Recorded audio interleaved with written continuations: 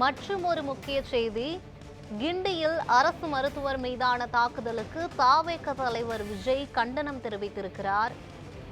தற்போது கிடைத்துள்ள முக்கிய செய்தியாக பார்த்து வருகிறோம்.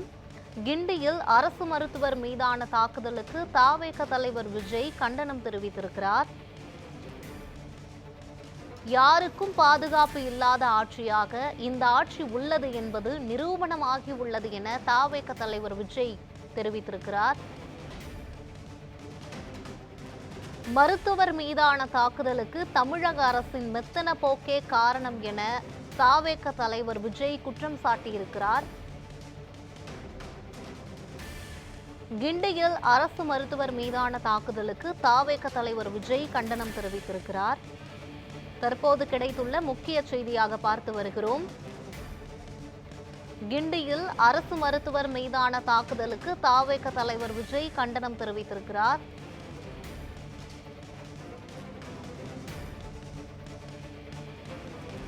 யாருக்கும் பாதுகாப்பு இல்லாத ஆட்சியாக இந்த ஆட்சி உள்ளது என்பது நிரூபணமாகி உள்ளது என விஜய் பேசியிருக்கிறார்.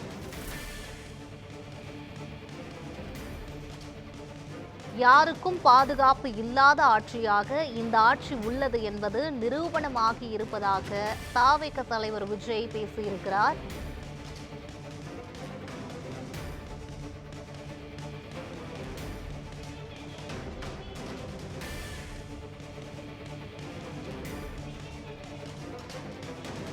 கிண்டியில் அரசு மருத்துவர் மீதான தாக்குதலுக்கு தாவேக தலைவர் விஜய் கண்டனம் தெரிவித்திருக்கிறார். தற்போது கிடைத்துள்ள முக்கிய செய்தியாக பார்த்து வருகிறோம். கிண்டியில் அரசு மருத்துவர் மீதான தாக்குதலுக்கு தாவேக தலைவர் விஜய் கண்டனம் தெரிவித்திருக்கிறார்.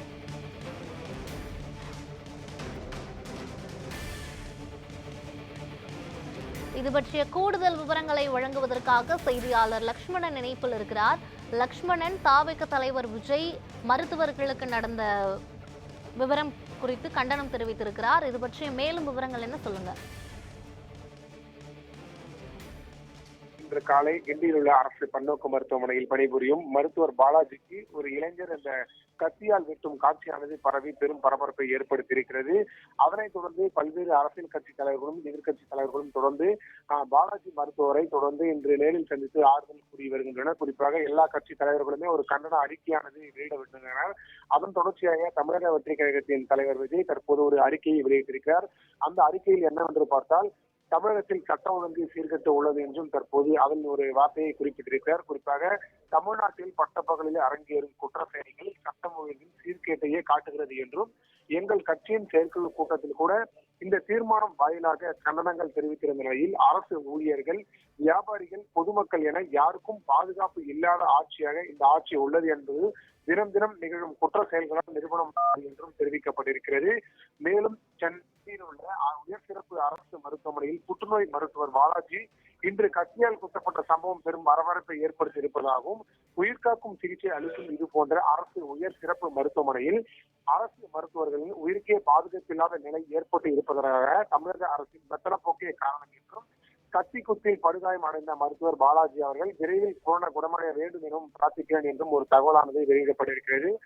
அதனைத் தொடர்ந்து காலம் நேரம் பார்க்காது கடுமையாக உழைக்கும் மருத்துவர்களின் பாதுகாப்பை உறுதி செய்யும் சட்டப்பூர்வமான அனைத்து நடவடிக்கைகளும் தமிழக அரசு முன்னெடுக்க வேண்டும் எனவும், தமிழ்நாட்டில் தினந்தோறும் நிகழும் பல்வேறு குற்ற நிகழ்வுகளும் பொதுமக்களிடையே அச்சத்தை உருவாக்கி உள்ளன எனவும், சட்ட ஒழுங்கு பாதுகாப்பை வேண்டிய ஆட்சியாளர்கள் இனியாவது விழித்துக் கொண்டு மக்களை பாதுகாக்கான முறையில் அனைத்து நடவடிக்கைகளும் மேற்கொள்ள வேண்டும் எனவும் வலியுறுத்தி தற்போது தமிழக வெற்றி கழகத்தின் தலைவர் விஜய் ஒரு அறிக்கையாக தனது எக்ஸல பதிவிட்டிருக்கார் என்பதும் குறிப்பிடத்தக்கது.